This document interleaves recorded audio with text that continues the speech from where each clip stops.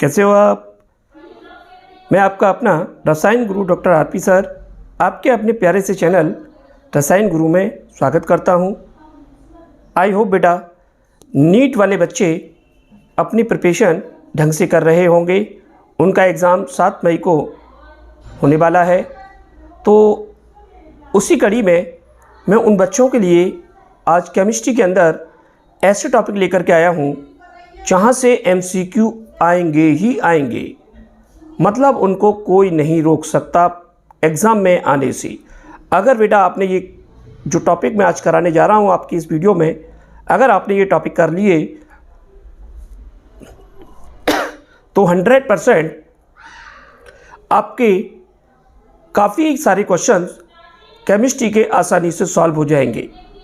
ठीक है बेटा, तो आज की उसी कड़ी में मैं नीट एग्ज़ाम वाले बच्चों के लिए एक बहुत ही इम्पोर्टेंट वीडियो लेकर के आया हूँ, बहुत ही इम्पोर्टेंट टॉपिक, बहुत ही इम्पोर्टेंट एमसीक्यू लेकर के आया हूँ, जिसमें पहली कड़ी में आज का जो टॉपिक है पहला है ज्योमेट्रिकल शेप ऑफ मॉलिक्यूल। बेटा यहाँ से 1 से 2 क्वेश्चंस नीट एग्ज़ाम में आ जाते हैं ज्योमेट्रिकल शेप ऑफ मॉलिक्यूल से। वो कैसे बेटा? इसके लिए हमने एक शॉर्ट ट्रिक तैयार की है आप लोगों के लिए। सबसे पहले आपको जो भी मॉलिक्यूल दिया है उसका टोटल इलेक्ट्रॉन पेयर काउंट कर लो। ठीक है बेटा, टोटल इलेक्ट्रॉन पेयर काउंट कर लो। अब टोटल इलेक्ट्रॉन पेयर कैसे निकालेंगे?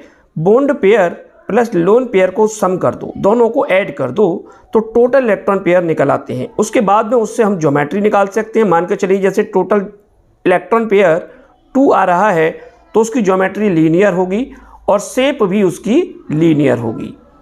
समझ में आ रहा बेटा? मान के चलिए उसका टोटल इलेक्ट्रॉन पेयर 3 आ रहा है तो उसकी ज्योमेट्री ट्राइगोनल प्लेनर होगी, जिसमें 2 पार्ट होंगे। अगर तीनों बॉन्ड पेयर हैं तो ट्राइगोनल प्लेनर होगी, और अगर एक लोन पेयर आ जाता है इसमें और 2 बॉन्ड पेयर आ जाते हैं तो शेप बेंट होगी। ठीक है बेटा, ये सारी चीज़ें आप लोग नोट करते जाएंगे, सभी चीज़ों को आप अपनी कॉपी में नोट करते जाएं, फिर इनका यूज़ मैं आपको बताऊंगा। इसमें 1 लोन पेयर आ रहा है। नाउ अगर टोटल इलेक्ट्रॉन 4 आते हैं टोटल इलेक्ट्रॉन पेयर तो उसकी टेट्राहेड्रल ज्योमेट्री आएगी और शेप 3 तरीके से बनेगी। अगर एक भी लोन पेयर नहीं है, चारों बॉन्ड पेयर हैं तो टेट्राहेड्रल होगी। अगर एक लोन पेयर आ रहा है तो ट्राइगोनल प्लेनर होगी, और अगर 2 लोन पेयर आ रहे हैं तो बेंट शेप होगी। ठीक है बेटा, अगला आ रहा है 5th के लिए बात करें तो 5th में जो टोटल इलेक्ट्रॉन पेयर 5th अगर होगा, चलिए तो 5th के लिए ट्राइगोनल बाइपिरामिडल होगी, जिसमें अगर एक भी लोन पेयर नहीं आ रहा है तो उसकी शेप होगी ट्राइगोनल बाइपिरामिडल। अगर एक लोन पेयर आ गया दिख रहा है तो उसकी शेप होगी सीसॉ। अगर 2 लोन पेयर आ गए तो टी शेप, और अगर 3 लोन पेयर आ गए तो लीनियर शेप होगी।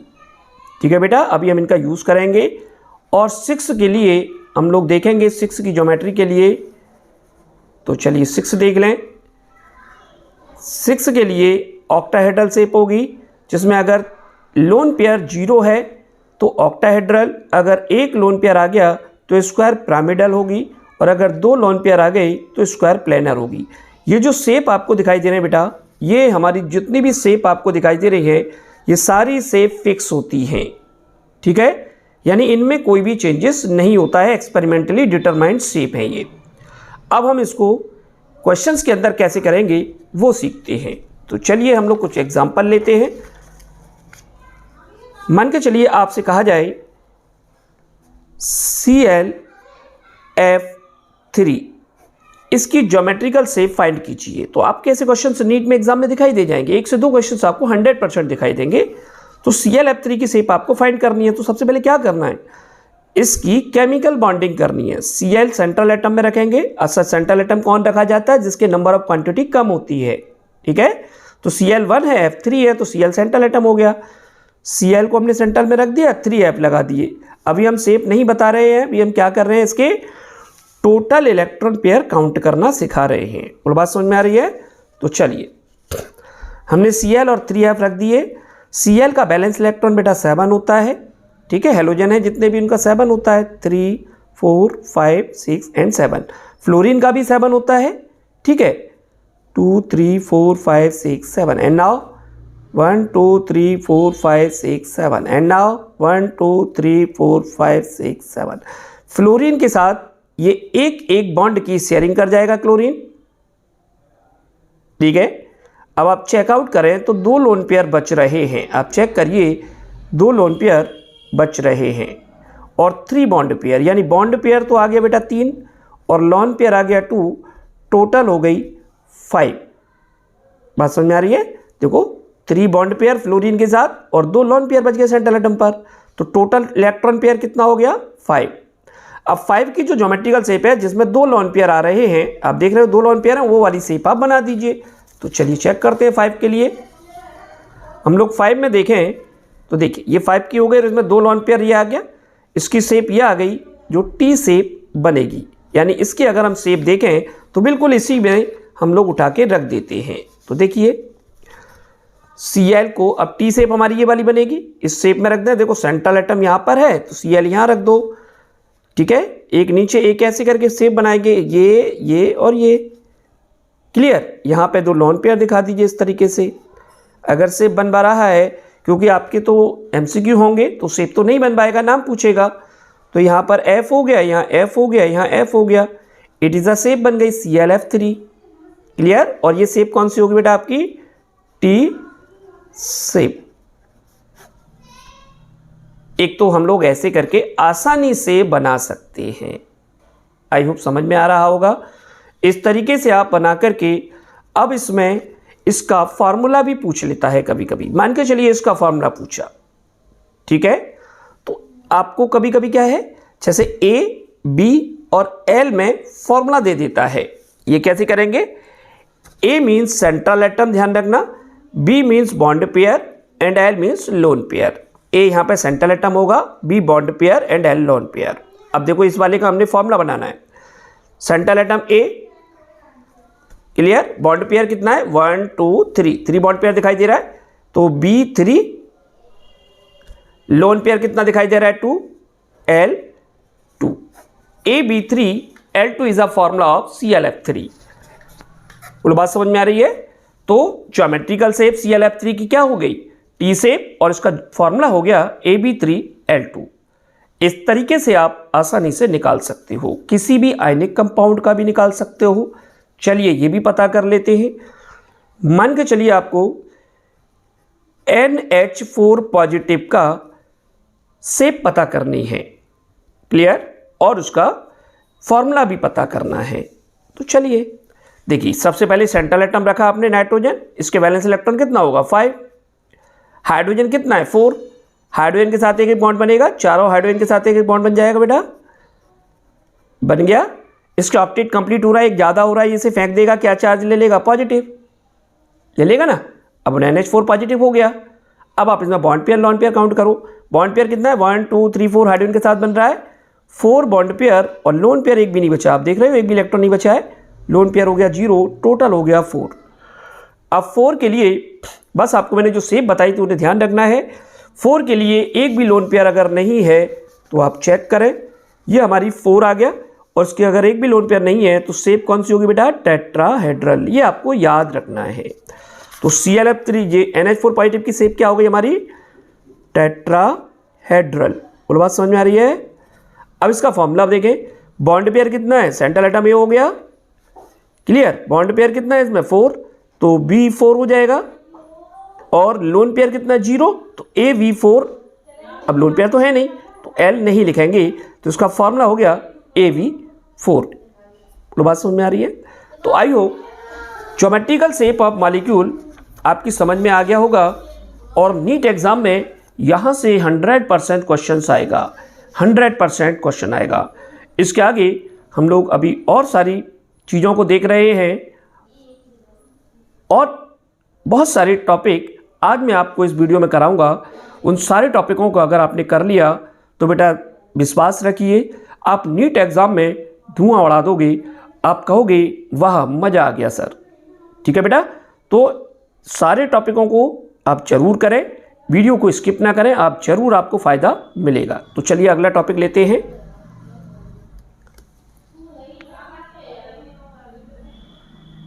Magnetic property of atom, ion और मॉलिक्यूल। हम किसी भी एटम्स, आयंस और मॉलिक्यूल की मैग्नेटिक प्रॉपर्टी आराम से बता सकते हैं। इससे क्वेश्चन बेटा एक क्वेश्चन देखने को मिल जाता है, जेईई मेन एग्जाम के अंदर एक क्वेश्चन ऐसा मिल जाता है। तो इसके लिए हमने एक शॉर्ट ट्रिक दी है। आज हम शॉर्ट ट्रिक बताएंगे सभी टॉपिक्स में, ठीक है बेटा। तो magnetic property generally are of two type, paramagnetic and diamagnetic. Okay, paramagnetic substance कौन से होते हैं? एटम और आयंस के केस में अगर हम जाएं तो अनपेयर्ड इलेक्ट्रॉन प्रेजेंट, यानी अगर किसी एटम या आयंस की ऑर्बिटल में अनपेयर्ड इलेक्ट्रॉन प्रेजेंट हैं तो वो पैरामैग्नेटिक होगा। और अगर सारे पेयर्ड इलेक्ट्रॉन्स हैं, ऑल पेयर्ड इलेक्ट्रॉन्स है उसके अंदर, एक भी अनपेयर्ड नहीं है, तो डायामैग्नेटिक होगा। ठीक है, तो इसी कड़ी में हम कुछ एग्जाम्पल लेते हैं। जैसे एग्जाम्पल लिया हमने Na, ओके, और हमने कहा Mg। अब आपसे ये पूछा जा रहा है कि इनमें से ये पैरामैग्नेटिक है या डायामैग्नेटिक है। तो हम सबसे पहले इनका कॉन्फ़िगरेशन बनाएंगे। ठीक है, इनका कॉन्फ़िगरेशन बनाएंगे। Na का कॉन्फ़िगरेशन हमने लिया 1s2 2s2 2p6 3s1, because sodium contain atomic number 11। तो सोडियम का जो एटॉमिक नंबर है वो 11 होता है। उसका जब हमने कॉन्फ़िगरेशन बनाया 1s2 2s2 2p6 3s1, हम लास्ट ऑर्बिटल को देखें तो लास्ट में 3s आ रहा है और 3s ऑर्बिटल में एक s सब सेल के अंदर, ठीक है, इसमें एक इलेक्ट्रॉन हमारा फिल हो रहा है। अब आप जानते हैं हुंड के रूल के according each orbital contain 2 electron, प्रत्येक ऑर्बिटल में 2 इलेक्ट्रॉन होने चाहिए फुलफिल्ड होने के लिए, लेकिन यहाँ तो एक है। इसका मतलब ये अनपेयर्ड दिखाई दे रहा है, मुझे दिख रहा है ना, अनपेयर्ड, यानी जो पेयर नहीं बना रहा है, जोड़े में नहीं है।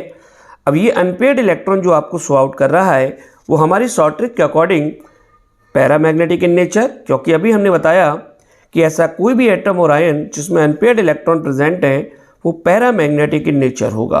तो sodium is a paramagnetic in nature. समझ में आ रहा है? सोडियम कैसा हो गया? पैरामैग्नेटिक। क्लियर? बात कर लेते हैं मैग्नीशियम की। मैग्नीशियम का एटॉमिक नंबर 12 होता है। इसका जब हम कॉन्फ़िगरेशन बनाएंगे 1s2 2s2 2p6 3s2, okay. s orbital contain 2 electron, ठीक है, 2 इलेक्ट्रॉन इसके अंदर, एक क्लॉकवाइज होगा एक एंटी क्लॉकवाइज, मतलब ये पेयर्ड होंगे। और जब इलेक्ट्रॉन पेयर्ड होते हैं तो हम कहते हैं इट इज़ अ डायामैग्नेटिक। देखो इससे पहले जितने भी सब सेल हैं ये कंप्लीटली फिल होते हैं तभी आगे वाले में जाता है, ठीक है। तो हम लोगों को लास्ट का एक या लास्ट के 2 ऑर्बिटल को देखना होता है। क्लियर? तो यहाँ पर पेयर्ड आ रहा है, इसका मतलब मैग्नीशियम कैसा होगा नेचर में? डायामैग्नेटिक। क्लियर बेटा?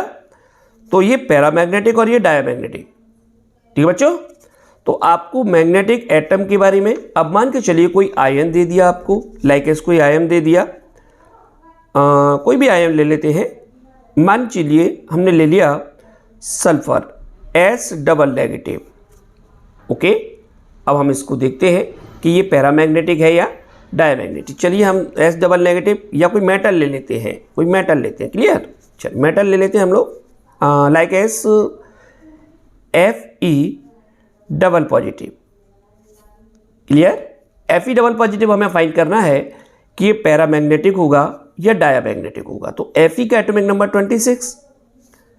जब हम इसका कॉन्फ़िगरेशन बनाएंगे तो बनाइए 1s2 2s2 2p6 3s2 3p6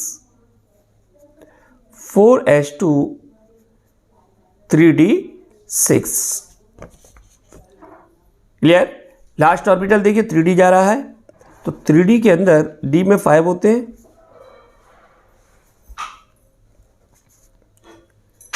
d orbit सब सेल कंटेन 5 ऑर्बिटल, इसमें 6 इलेक्ट्रॉन आ रहे हैं। 6 इलेक्ट्रॉन को पहले क्लॉकवाइज भरेंगे उनके अकॉर्डिंग, 1 2 3 4 5 और ये आ गया 6।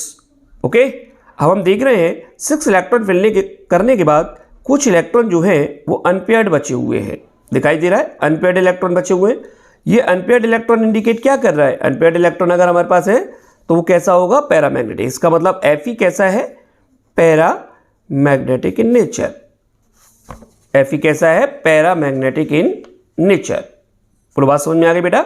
तो हम लोग एटम और आयंस को आसानी से इस ट्रिक से आसानी से बता सकते हो। क्लियर? बात कर लेते हैं हम लोग मॉलिक्यूल के बारे में। अगर कोई मॉलिक्यूल गिवन है तो उसको हम मॉलिक्यूलर ऑर्बिटल थ्योरी की हेल्प से आसानी से बता सकते हैं कि इसकी प्रॉपर्टी पैरामैग्नेटिक है या डायमैग्नेटिक। उसके लिए भी हमने एक ट्रिक दी है। अगर मॉलिक्यूल के कॉन्फ़िगरेशन में ऑड इलेक्ट्रॉन दिखाई दे, समझ में आ रहा है, तो वो पैरामैग्नेटिक होगा, और अगर इवन इलेक्ट्रॉन दिखाई दे तो डायमैग्नेटिक होगा। ज़्यादा दिमाग नहीं लगाना है, बिल्कुल शॉर्ट ट्रिक लगाइए और क्वेश्चन आपको 100% मिलेगा जेईई मेन एग्जाम के अंदर। क्लियर? तो ऑड इलेक्ट्रॉन और इवन इलेक्ट्रॉन हम लोग उसके कंप्लीट बैलेंस इलेक्ट्रॉन को देखेंगे। किसको देखेंगे हम लोग? उनके कंप्लीट वैलेंस इलेक्ट्रॉन्स को देखा जाता है। ठीक है, इसमें एक्सेप्शन है B2 और O2। केवल ये 2 एक्सेप्शन छोड़ देना, क्योंकि इनमें इवन नंबर होते हुए भी, ठीक है, इवन नंबर होते हुए भी ये पैरामैग्नेटिक इन नेचर होते हैं। ये 2 एक्सेप्शन केस मान लो। क्लियर? जबकि इवन नंबर होने पर डायमैग्नेटिक होता है, लेकिन ये दोनों इवन नंबर होने के बावजूद भी पैरामैग्नेटिक इन नेचर होते हैं। अब हमने कुछ एग्जाम्पल लिए, चलिए कुछ एग्जाम्पल ले लेते हैं। मान के चलिए मैंने कहा N2। ओके, अब आपसे पता करना है कि N2 पैरामैग्नेटिक है या डायमैग्नेटिक। तो चलिए पता करते हैं। कुछ एक्सेप्शन केस के साथ में ले लेते हैं। एक्सेप्शन केस हमारे पास है ही है, उसका कॉन्फ़िगरेशन ले लेते हैं ऑड और इवन नंबर का। ठीक है, चलिए। तो N2 में N का कितना होता है? N का होता है 7। भाई हम लोग बनाएंगे तो N + N करते हैं ना। N का 7 होता है एटॉमिक नंबर, N का 7 होता है। क्लियर? तो 7 कितना हो गया? 14। तो हमारे पास इलेक्ट्रॉन कितने हो रहे हैं? टोटल इलेक्ट्रॉन कितने हो रहे हैं? इसमें हम लोग वैलेंस इलेक्ट्रॉन की बात नहीं करेंगे, टोटल इलेक्ट्रॉन की बात करेंगे। ठीक है, टोटल इलेक्ट्रॉन्स की बात करेंगे। चलिए, तो 7 और 7 14 हो रहे हैं। अब जो 14 आपका आ रहा है ये इवन नंबर है, और इवन नंबर अभी आपको बताया गया था कि इवन नंबर जो भी होगा वो डायमैग्नेटिक इन नेचर होगा। इसका मतलब N2 is a diamagnetic in nature. पूरी बात समझ में आ रही है? तो नाइट्रोजन कैसा हो गया? डायमैग्नेटिक। बात कर लेते हैं किसी और कंपाउंड की। लाइक हमने कहा O2 सिंगल नेगेटिव। ओके, आपसे पूछा जा रहा है कि ये पैरा है या डाई है। ऐसे क्वेश्चन जरूर आते हैं आपके एग्जाम में। तो हमने क्या किया, एक ऑक्सीजन का एटॉमिक नंबर कितना होता है? 8। दूसरे का भी 8 होगा। ठीक है, माइनस का मतलब एक इलेक्ट्रॉन गेन कर रहा है तो प्लस हो जाएगा इसके पास एक। टोटल हम लोग करें तो 17 बैठ रहा है, और जो 17 है वो ऑड नंबर है, और जो बेटा ऑड नंबर होता है वो कैसा होता है हमारा? Paramagnetic in nature. ठीक है, तो O2 नेगेटिव कैसा हो गया? Paramagnetic in nature. पूरी बात समझ में आ रही है? तो आई होप आपने मैग्नेटिक प्रॉपर्टी का कंसेप्ट क्लियर कर लिया होगा। मैग्नेटिक प्रॉपर्टी के क्वेश्चन को अब आप नहीं छोड़ोगे, बिल्कुल 100% आप उसको खींच दोगे। उसमें आपसे पैरा या डायमैग्नेटिक पूछता है, चाहे वो एटम हो या आयन हो या मॉलिक्यूल हो, किसी भी केस में बचेगा नहीं। ये 2 एक्सेप्शन ध्यान रखना बस। B2 और O2 जो है इवन नंबर होने के बावजूद भी ये पैरामैग्नेटिक इन नेचर होते हैं। ठीक है, तो फटाफट इन सारी चीज़ों को अपनी कॉपी में नोट कर लें, सारी ट्रिक्स को नोट करते जाएं, और इनकी हेल्प से आप एग्ज़ाम में धुआं उड़ा दें।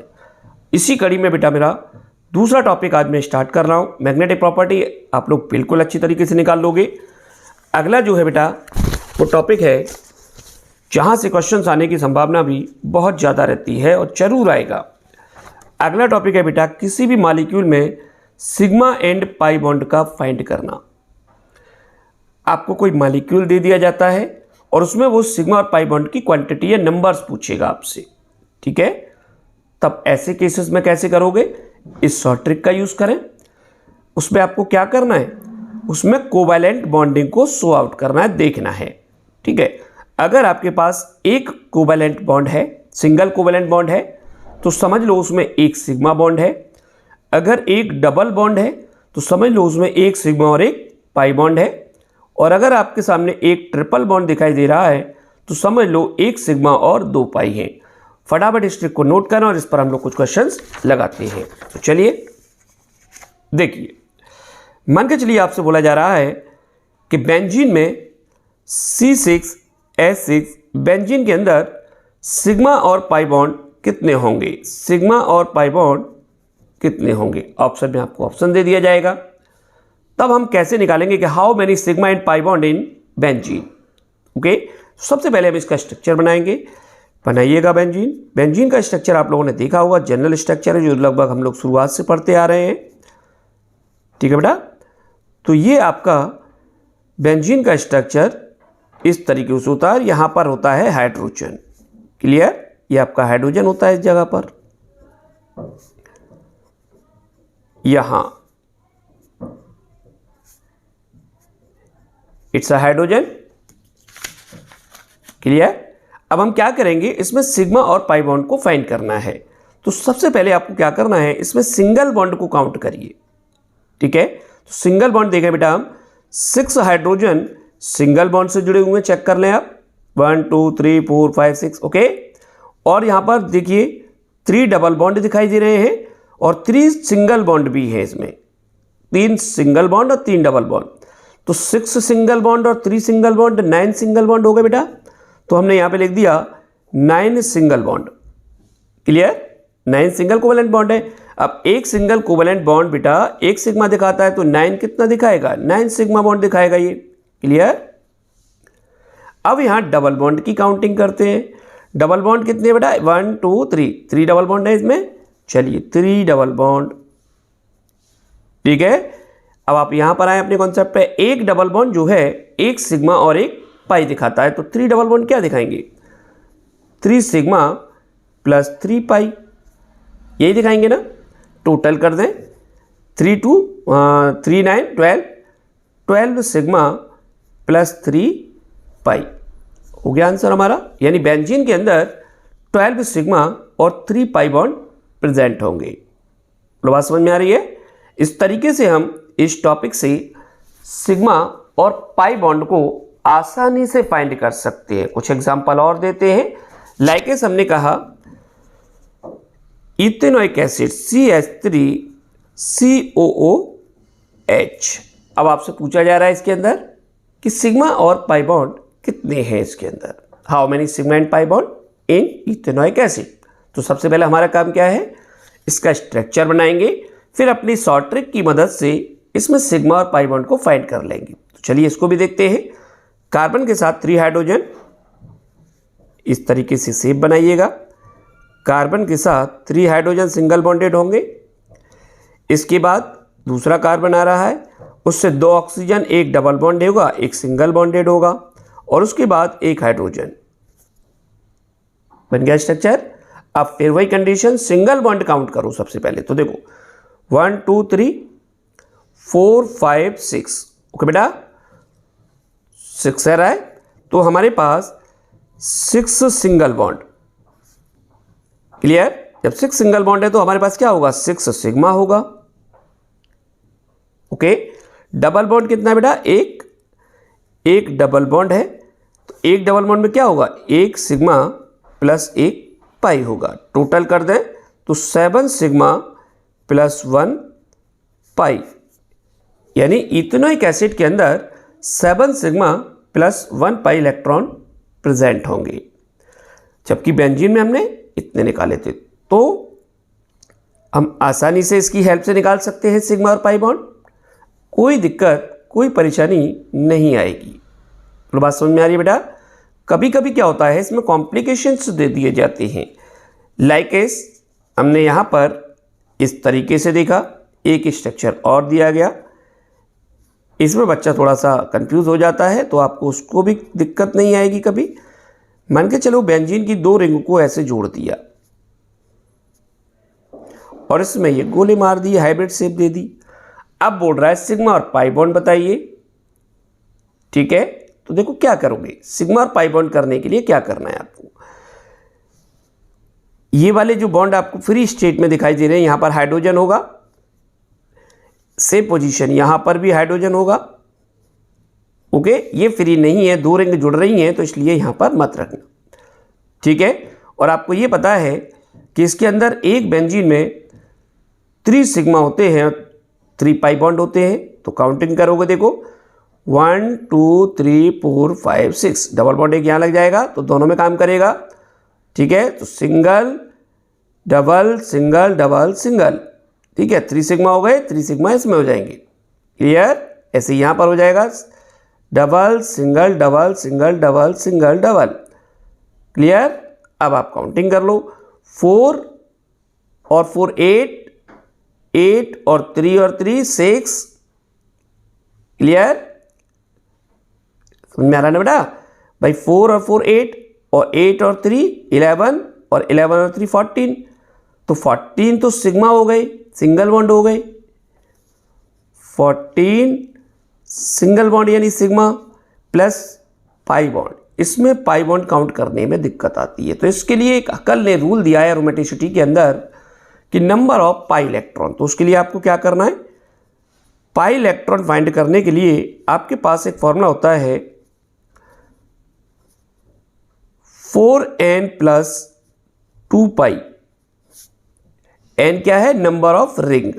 तो देखो रिंग कितना आ रहा है इसमें 2, तो 4 इंटू 2 प्लस 2 पाई, 4 2 8 और 2 10, 10 पाई इलेक्ट्रॉन्स, 10 पाई इलेक्ट्रॉन हो गया।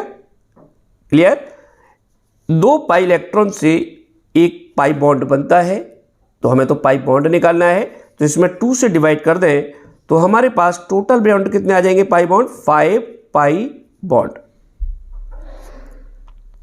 तो सिग्मा हमने निकाल लिए, अब 5 पाई बॉन्ड आ गए इसके अंदर।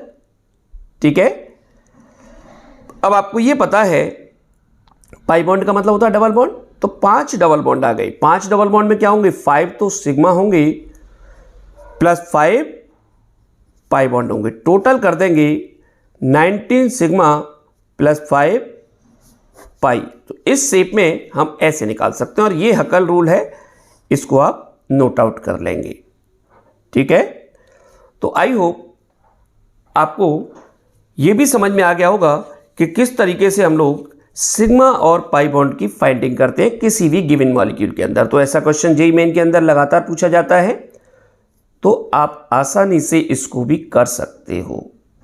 ठीक है बेटा, आई होप आपको समझ में आ रहा होगा। अभी बहुत सारी शॉर्ट ट्रिक दूंगा बेटा आज मैं आपको, जिससे कि आप जेईई मेन एग्जाम के सेकंड अटेम्प्ट में धुआं उड़ा दो और अच्छी रैंक के साथ क्वालिफाई करो। ठीक है, इसी कड़ी में हमारा अगला जो आ रहा है वो है बेटा बहुत ही इंपॉर्टेंट पार्ट आपके लिए, वो भी हम लोग शॉर्ट ट्रिक से लेंगे।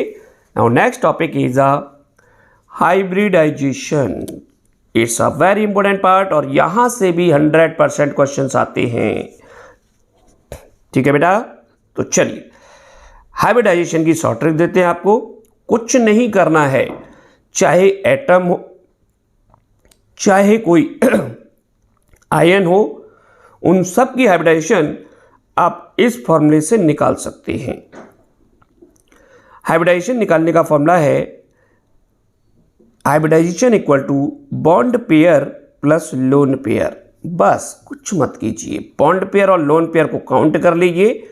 इसमें जो H की वैल्यू निकल के आएगी उस वैल्यू को फिर यहां देखें। अगर H की वैल्यू 2 आ रही है तो sp हाइब्रिडाइजेशन होगा, 3 आ रही है तो sp2 होगा, 4 है तो sp3 होगा, 5 है तो sp3d होगा। ठीक है बेटा, 6 है तो sp3d2 होगा, और 7 है तो sp3d2 होगा। ये वैल्यू आपको bond pair plus lone pair को सम करने पर मिल जाएगी। अब इसको निकालते हैं, कोशिश करते हैं किस तरीके से आपको निकालना है। तो चलिए, मान के चलिए हमने कोई मॉलिक्यूल दे दिया NH3, आपसे कहा गया NH3 का हाइब्रिडाइजेशन फाइंड करो। ठीक है, तो देखिए NH3 के अंदर नाइट्रोजन का बैलेंस इलेक्ट्रॉन 5। अब हमें सीप नहीं बनानी है, मैं तो बॉन्ड पेयर लोन पेयर देखना है। बैलेंस इलेक्ट्रॉन के बाद हाइड्रोजन के साथ ये 3 बॉन्ड बना देगा। शेप नहीं बनानी है बेटा, बार बार कह रहा हूँ, शेप नहीं बनानी है आपको अभी, ये आप रफली देख रहे हो। ठीक है, हाइड्रोजन ने 3 बॉन्ड बना दिए, एक लोन पेयर बच रहा है बेटा। देखो तो हमारा फॉर्मूला क्या है, बॉन्ड पेयर। बॉन्ड पेयर कितना है, 1 2 3 तो बॉन्ड पेयर हो गया और एक लोन पेयर हो गया। टोटल कितना हो गया, 4। H की वैल्यू कितनी आ गई, 4। और 4 के लिए अभी हमने बताया है हाइब्रिडाइजेशन क्या होगा, sp3। देखो bond pair plus lone pair हमने कर दिया और उसकी वैल्यू आ रही है 4, तो उसका हाइब्रिडाइजेशन क्या होगा, sp3। इसका मतलब NH3 का जो हाइब्रिडाइजेशन है वो है sp3। और चेक करते हैं, चलिए मान के चलिए हमने दे दिया ClF3। ओके, हमने क्या दे दिया, ClF3। अब आपसे कहा जा रहा है इसका हाइब्रिडाइजेशन बताइए। कोई दिक्कत नहीं है, आप देख सकते हो। सबसे पहले central atom Cl। Central atom कौन से होते हैं, जिनकी नंबर ऑफ क्वांटिटी कम होती है इस मॉलिक्यूल के अंदर, जो क्वांटिटी में कम होते हैं। ठीक है, तो Cl1 है जबकि F के 3 है, तो उसको सेंट्रल मान लो। फ्लोरीन अब Cl जो हैलोजन है उसका बैलेंस इलेक्ट्रॉन 7 होगा, तो 7 इलेक्ट्रॉन रख दो, 2 3 4 5 6। ओके बेटा, चलो 3 फ्लोरीन भी हैलोजन है, इसके भी 7 होंगे, एक एक इलेक्ट्रॉन की बॉन्डिंग करेगा, तो एक एक से 3 फ्लोरीन ऐड कर दो। ठीक है, तो बॉन्ड पेयर कितना हो गया बेटा, 3। लोन पेयर काउंट करो, चेक करो। ठीक है, लोन पेयर देखो 7 इलेक्ट्रॉन में एक लोन पेयर ये बच गया और एक लोन पेयर ये बच गया, 4 बचेंगे नहीं बचेंगे, 2 लोन पेयर हो गए। 3 + 2 = 5, तो H की वैल्यू क्या आ गई, 5। अब H की वैल्यू 5 अगर आ जाती है तो हाइब्रिडाइजेशन क्या होगा, sp3d। इसका मतलब ClF3 का हाइब्रिडाइजेशन क्या होगा बेटा, sp3d। पूरा बात समझ में आ रही है, अरे मजा आ रहा होगा।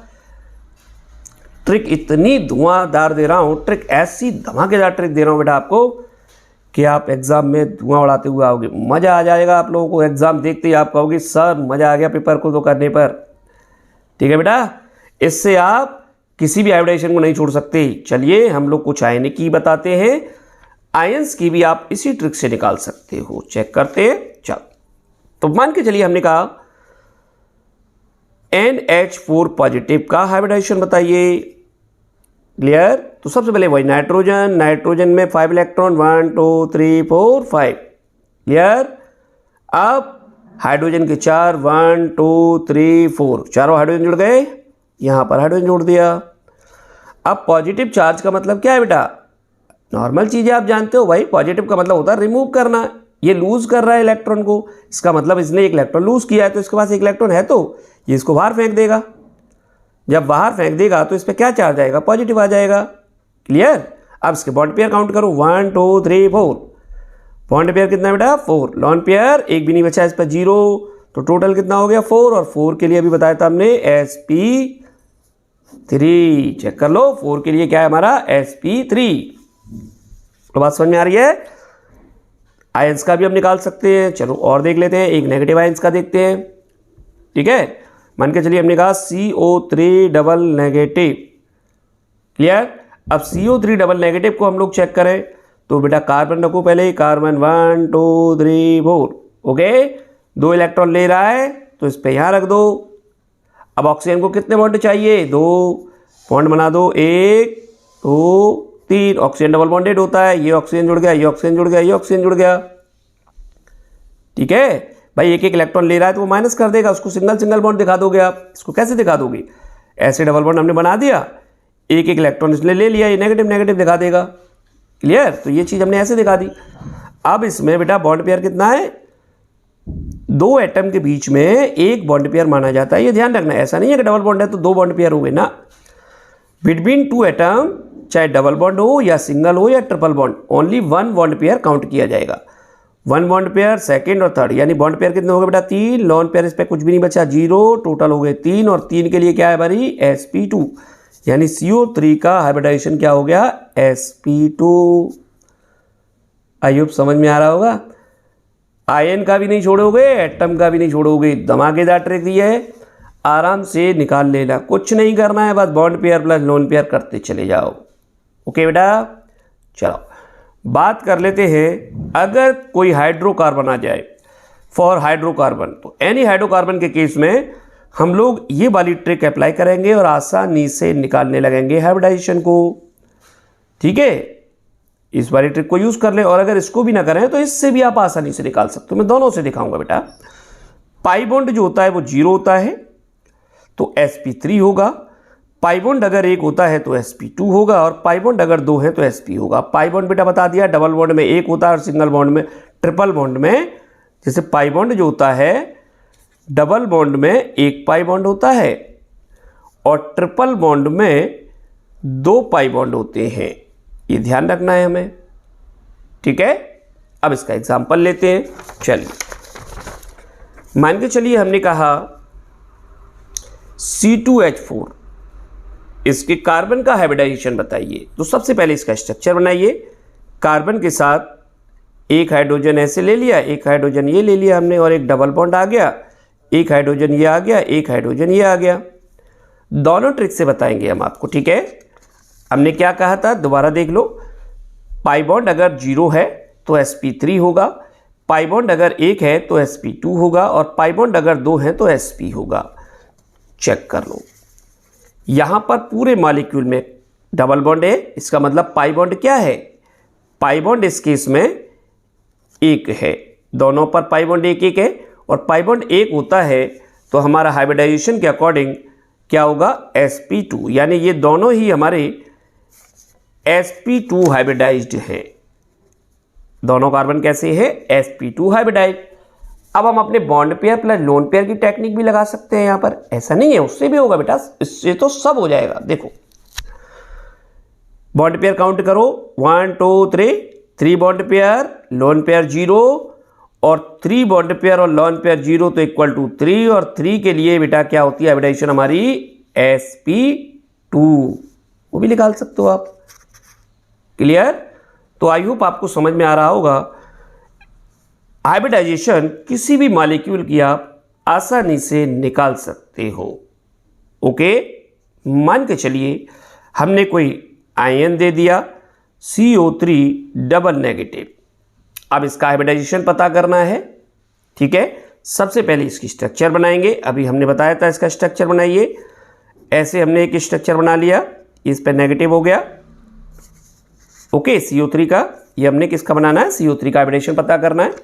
इसके बॉन्ड पेयर काउंट करो, 1 2 3 बॉन्ड पेयर, लोन पेयर 0 मतलब 3, और 3 के लिए क्या होगा, sp2। आई होप समझ में आ गया होगा। चाहे आयन आ जाए, कोई हाइड्रोकार्बन आ जाए, सब में काम करेगी bond pair plus lone pair. और बेटा जेईई मेन एग्जाम के अंदर एक क्वेश्चन तो यहां से जरूर मिलेगा आपका, 100% मिलता है हाइब्रिडाइजेशन से क्वेश्चन। ठीक है, तो ये ट्रिक भी आप अप्लाई करें, इसका लाभ आपको 100% होगा। अभी तो बेटा मैं आपको बहुत अच्छी अच्छी ट्रिक देने वाला हूं, वीडियो को स्किप ना करें और आगे जरूर देखें और सारी चीज़ें नोट आउट करें। यहाँ से MCQ बोर्ड आपके, यहाँ से MCQ जितने भी हैं वो जेईई मेन अप्रैल के 2nd अटेम्प्ट में जरूर आने वाले हैं। यहाँ से करने के बाद आपको कई सारे क्वेश्चंस इन टॉपिकों से जो आज मैंने कराए हैं जरूर मिलेंगे। तो इसी कड़ी में मेरा अगला टॉपिक आ रहा है बेटा, उसको भी हम लोग चेक करते हैं। ठीक है, चलिए अगला टॉपिक है हमारा बॉन्ड ऑर्डर फाइंड करना। अब हम बॉन्ड ऑर्डर कैसे निकालेंगे, किसी भी मॉलिक्यूल के अंदर बॉन्ड ऑर्डर कैसे पता किया जाता है, उसकी एक शॉर्ट ट्रिक हम दे रहे हैं बेटा। याद रखना, जो बॉन्ड ऑर्डर हम लोग निकालेंगे वो एटॉमिक नंबर 1 to 10 तक के एटॉमिक के लिए निकालते हैं। ठीक है, एटॉमिक नंबर उसके लिए क्या होता है, जेड हमारा जो होता है 1 to 10 तक के लिए होता है। ये स्पेशल कंडीशन होती है क्योंकि 11 एटॉमिक नंबर आने पर ये ट्रांजिशन हो जाता है, डी ब्लॉक के अंदर एंट्री करना स्टार्ट हो जाते हैं इलेक्ट्रॉन। ठीक है, चलो तो बैलेंस, अगर आपके टोटल बैलेंस इलेक्ट्रॉन 1 है तो 0.5, 2 है तो 1, 3 है तो 0.5, ऐसे 4 है तो 0। ये हमारी पूरी शॉर्ट ट्रिक आपको दी गई है, इसको एक बार आप जरूर नोट आउट कर लें। ठीक है, 1 है तो 0.5, 2 है तो 1, 3 तो 0.5, 4 है तो 0, 5 0.5, 6 1, 7 0.5, 8 0, 9 0.5, 10 1, 11 1.5, 12 2, 13 2.5, 14 3, 15 2.5, 16 2, 17 1.5, 18 1, 19 0.5, 20 0। तो सारी ट्रिक को आप नोट कर लें। अब आपको बॉन्ड ऑर्डर निकाल के दिखाते हैं यहाँ से, ठीक है। चलिए मान के चलिए हमने कहा कि H2 का बॉन्ड ऑर्डर बताइए, ठीक है, H2 का बॉन्ड ऑर्डर बताइए। तो देखो H2 में टोटल इलेक्ट्रॉन कितने हैं, H में एक है, 1 + 1 = 2। तो यार टोटल इलेक्ट्रॉन कितना हो रहा है, 2। तो हमारे पास टोटल इलेक्ट्रॉन जब 2 आ जाए बैलेंस इलेक्ट्रॉन तो उसका बॉन्ड ऑर्डर क्या हो जाएगा, 1। तो इसका बॉन्ड ऑर्डर क्या हो जाएगा हाइड्रोजन का, 1। आ गया होगा समझ में। चलिए और देखते हैं। मान के चलिए हमने कहा O2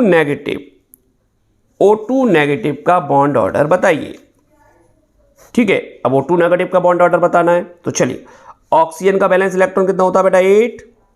दूसरे ऑक्सीजन का कितना होगा, 8। एक इलेक्ट्रॉन ले रहा है 1, ठीक है। टोटल कितना हो गया, 17। 17 पर चेक करिए, 17 चेक करें बेटा, 17 को चेक करें। 17 पे कितना आ रहा है, 1.5। इसका मतलब इसका जो बॉन्ड ऑर्डर होगा O2 नेगेटिव का वो होगा 1.5। समझ में आ रहा होगा, 100% बेटा आज के टॉपिक से समझ में जरूर आएगा। O2 नेगेटिव निकाल दिया। हमने कहा Be2 इसका बॉन्ड ऑर्डर बताओ। बस दिक्कत क्या है, बेरिलियम है, बेरिलियम का एटॉमिक नंबर 4, बैलेंस इलेक्ट्रॉन कितना हो जाएगा बेटा, 2। तो 2 + 2 = 4। क्लियर। टोटल बैलेंस इलेक्ट्रॉन कितना हो गया, 4। 4 पर जाइए बेटा, हम लोग 4 पर अपनी सीरीज में जाएं तो देखिए 4 के लिए बॉन्ड ऑर्डर 0 है। इसका मतलब Be2 का बॉन्ड ऑर्डर क्या हो जाएगा, 0, यानी इसका स्टेबल मॉलिक्यूल नहीं है, ठीक है बेटा। आई होप बेटा आज की वीडियो से आपने बहुत सारे टॉपिकों को क्लियर किया होगा। आज मैंने आपको बहुत सारी शॉर्ट ट्रिक दी, इनकी हेल्प से आप नीट एग्ज़ाम 7 मई को जो होने जा रहा है, 7 मई 2023 को जो होने जा रहा है, उसमें आप 100% बहुत अच्छा करोगे, ये मेरा विश्वास है। आप धुआं उड़ा दोगे एग्ज़ाम में, आप कहोगे कि केमिस्ट्री तो बहुत अच्छा पेपर गया, ठीक है बेटा। ये मैं पहले आपका पार्ट लेकर के आया हूँ, इसके दूसरे पार्ट में मैं कुछ शॉर्ट ट्रिक और लेकर के आऊँगा बेटा, उनको भी आप ज़रूर देखें। और सारी वीडियोस को आप देख करके जब आप एग्ज़ाम में जाएंगे तो आपको 100% उससे लाभ होगा। और एक बात बेटा, इस वीडियो को ज़्यादा से ज़्यादा बच्चों को आप शेयर कर दें, ज़्यादा से ज़्यादा बेटा सब्सक्राइब करें, जिससे कि ये वीडियो आने वाली वीडियो की भी आपको नोटिफिकेशन जल्दी मिल जाए। आप बेल आइकन को प्रेस करके रखें, तो मैं अभी अपलोड लगातार वीडियो करूँगा शॉर्ट ट्रिक के साथ, MCQ वही टॉपिक दूंगा जहाँ से क्वेश्चन 100% आएगा ही आएगा, वही टॉपिक मैं आपको दूंगा, ठीक है बेटा। तो ये ज़्यादा से ज़्यादा बच्चों को आप बेटा शेयर करें, क्योंकि उनका भी भला हो। मैं यही चाहता हूँ कि ज़्यादा से ज़्यादा बच्चे डॉक्टर बने, ज़्यादा से ज़्यादा बच्चों का सिलेक्शन नीट के अंदर हो जाए। ओके बेटा।